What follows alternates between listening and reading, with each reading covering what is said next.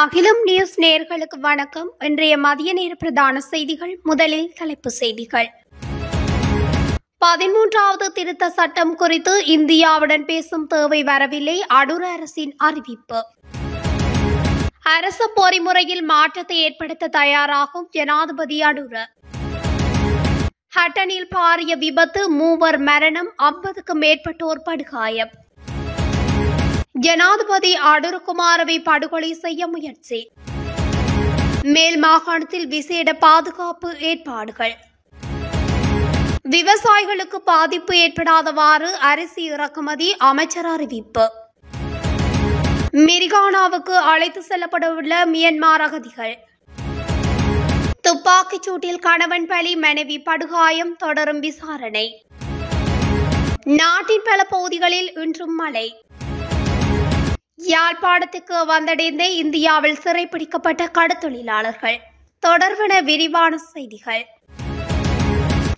இலங்கை அரசமைப்பில் 13வது திருத்த சட்டம் உள்ளடக்கப்பட்டுள்ளதால் அது குறித்து இந்தியாவுடன் கலந்துரையாட வேண்டிய தேவை இருக்கவில்லை என்று வெளிவிவகார அமைச்சர் விஜிதஹேர தெரிவித்துள்ளார். ஜனாதிபதி அனுர்குமார திசாநாயக்கவின் இந்திய விஜயம் குறித்து தெளிவூட்டும் வகையில் அரசு தகவல் திணைக்களத்தில் விசேட ஊடகவியலாளர் சந்திப்பு நேற்று வெள்ளிக்கிழமை இடம்பெற்றது. இதன்போது ஊடகவியலாளர் ஒருவர் எழுப்பிய கேள்விக்கு பதிலளிக்கையில் அமைச்சர் இவ்வாறு குறிப்பிட்டுள்ளார்.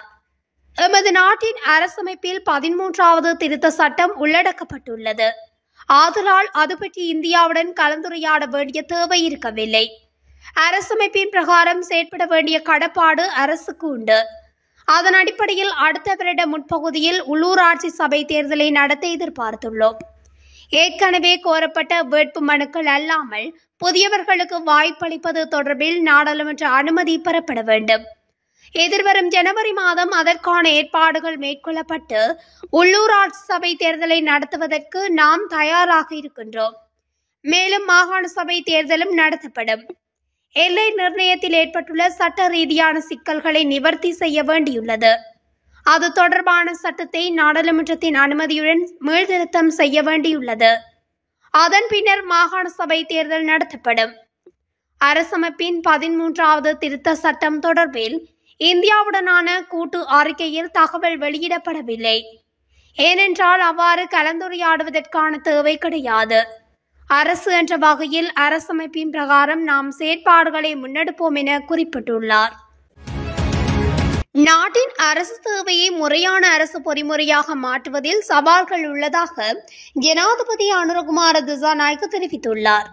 அரசு நிறுவனங்களை மீளாய்வு செய்ய நியமிக்கப்பட்டிருக்கும் புதிய குழுவின் ஊடாக அரசியல் செல்வாக்கை பொருட்படுத்தாமல் அவை தொடர்பில் தீர்மானம் மேற்கொள்ள நடவடிக்கை எடுக்கப்படும் என ஜனாதிபதி குறிப்பிட்டுள்ளார்.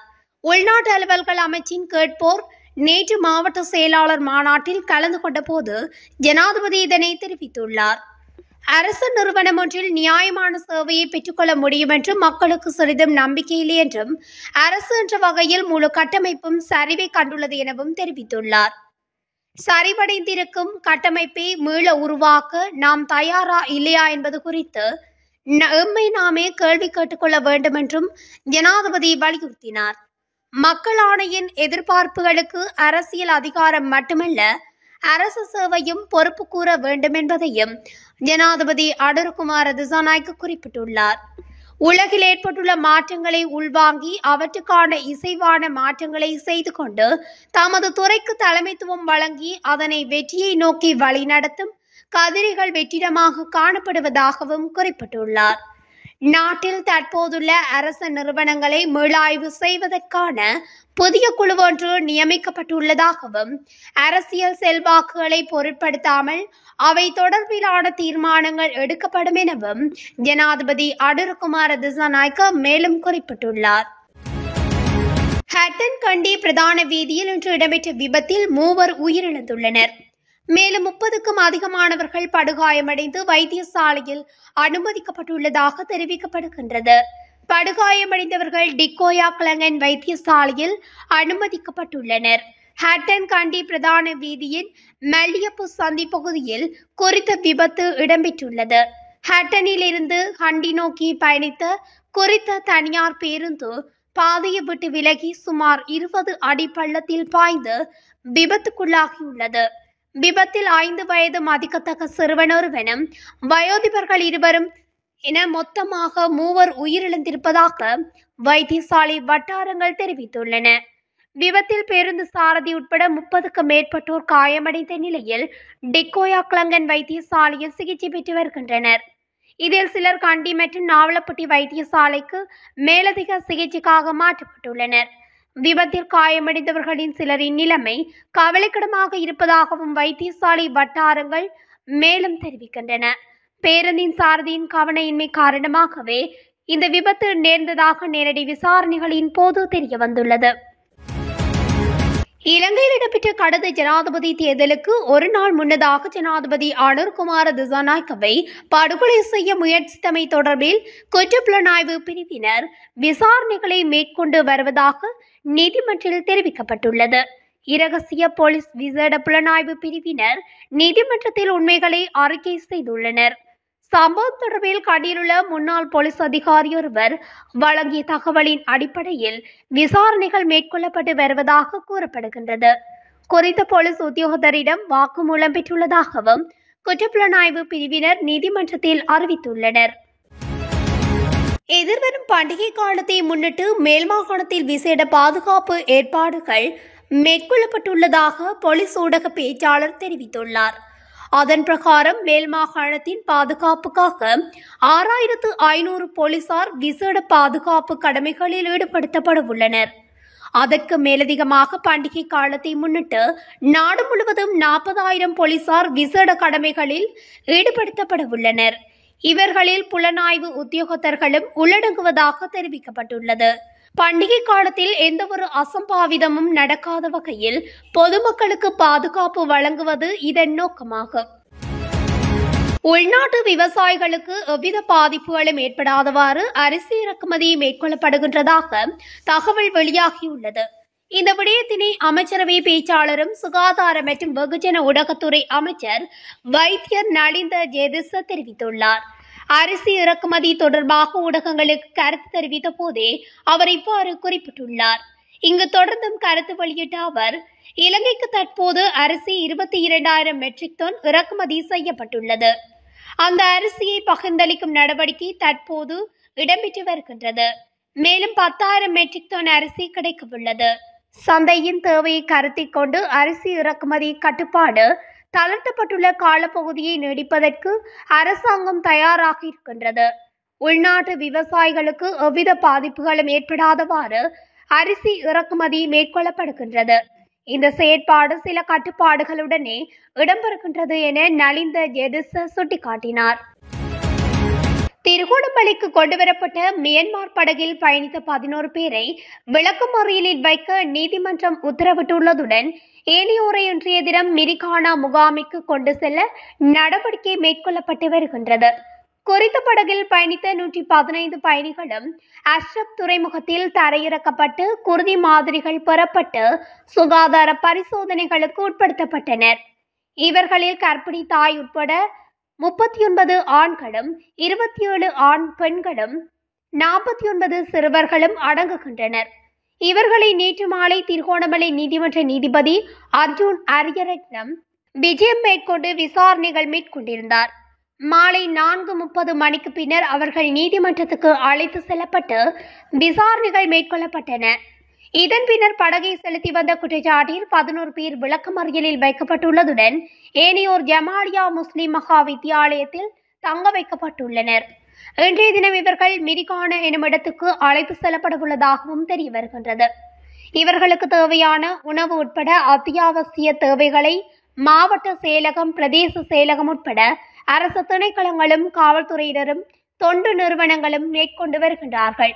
மியான்மரில் இருந்து 103 பயணிகளுடன் திசை மாறி வந்த படகில் இருந்தவர்களை மீட்கும் நடவடிக்கை இலங்கை அரசினால் முன்னெடுக்கப்பட்டு வந்த நிலையில் இது தெரிய வந்துள்ளது.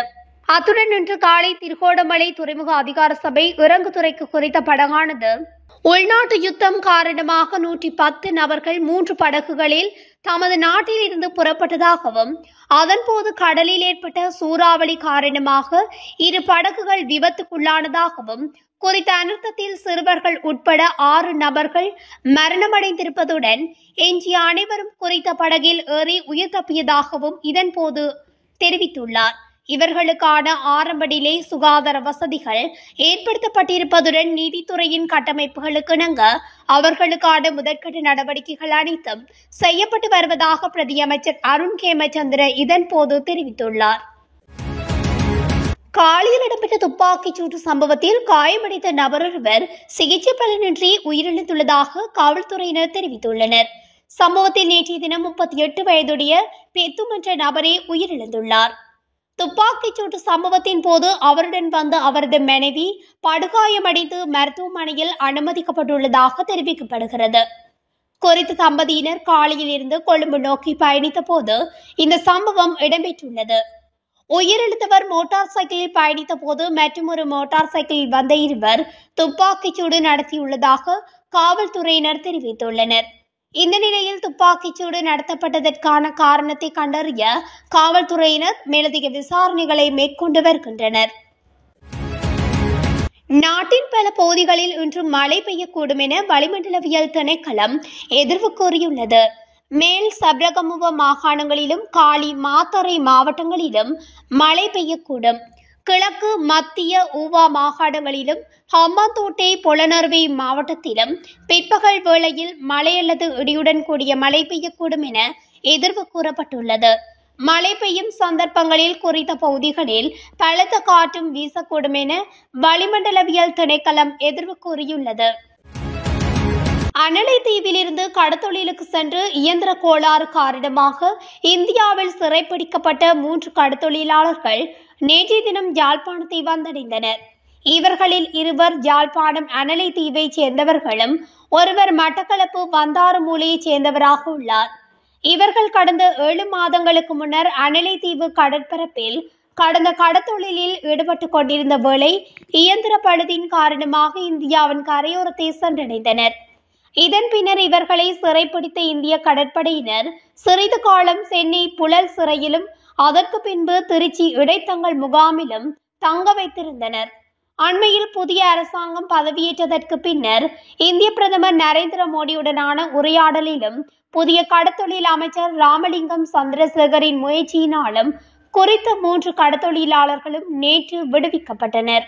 இத்துடன் அகிலம் நியூஸின் இன்றைய மதிய நேர பிரதான செய்திகள் நிறைவடைகின்றன. இதுபோன்ற செய்திகளை உடனுக்குடன் தெரிந்து கொள்ள அகிலம் நியூஸ் ஊடகத்துடன் இணைந்திருங்கள். நன்றி, வணக்கம்.